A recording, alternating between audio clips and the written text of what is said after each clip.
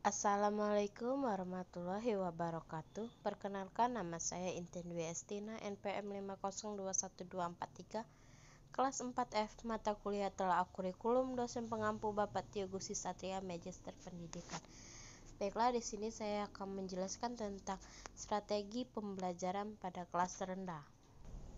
Baiklah, saya akan menjelaskan tentang strategi project based learning. Sebelum itu, apa itu project based learning?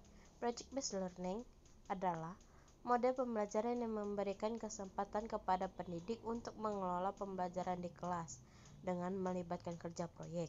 Model pembelajaran merupakan hal yang sangat penting untuk diperhatikan oleh pelaksanaan pembelajaran, yaitu guru yang menjadi ujung tombak pelaksanaan pembelajaran di kelas. Pembelajaran berbasis proyek yang menghasilkan karya, proyek, penugasan pada akhir pembelajaran, di mana proyek ini memuat tugas yang berasal dari pernyataan mendasar atau permasalahan yang kemudian dilanjutkan dengan proses mencari atau menyelidiki serta menemukan sehingga siswa mendapatkan pengetahuannya secara lengkap. Berikutnya itu karakteristik project based learning. 1. Peserta didik membuat keputusan dan membuat kerangka kerja. 2. Peserta didik bertanggung jawab untuk mendapatkan dan mengelola informasi yang dikumpulkan.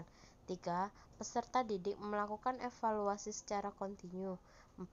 Peserta didik secara teratur melihat kembali apa yang mereka kerjakan. 5. Hasil akhir berupa produk dan dievaluasi kualitasnya. 6. Kelasnya memiliki metode yang memberikan toleransi kesalahan dan perubahan. Selanjutnya yaitu peran guru dalam pelaksanaan pembelajaran project based learning. 1. Merencanakan dan mendesain pembelajaran. 2. Membuat strategi pembelajaran. 3. Membayangkan interaksi yang akan terjadi antara guru dan siswa. 4. Mencari keunikan siswa. 5. Menilai siswa dengan cara transparan dan berbagai macam penilaian. 6. Membuat portofolio pekerjaan siswa. Selanjutnya itu langkah-langkah project based learning. 1. Menentukan pernyataan dasar. 2. Membuat desain proyek. 3. Menyusun penjadwalan. 4. Memonitor kemajuan proyek. 5. Penilaian hasil. 6. Evaluasi pengalaman. Selanjutnya itu kelebihan strategi pembelajaran project based learning. 1. Meningkatkan motivasi belajar peserta didik untuk belajar, mendorong kemampuan peserta didik dan mereka juga perlu dihargai. 2. Meningkatkan kemampuan pemecahan masalah. 3. Membuat peserta didik menjadi lebih aktif dan belajar dan berhasil memecahkan problem-problem kompleks.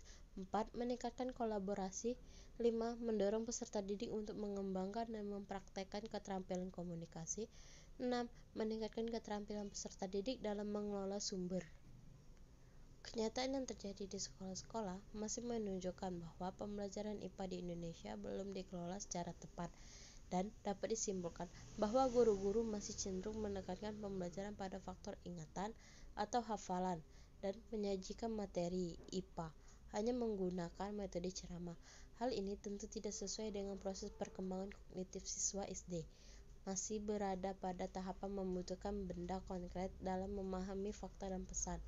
Mengingat karakteristik siswa SD, guru hendaklah dapat memilih metode pembelajaran yang akan meningkatkan keterampilan kognitif, afektif, dan psikomotorik peserta didik, khususnya pada pembelajaran IPA. Salah satunya, model pembelajaran yang melibatkan peserta didik secara aktif adalah model pembelajaran project based learning.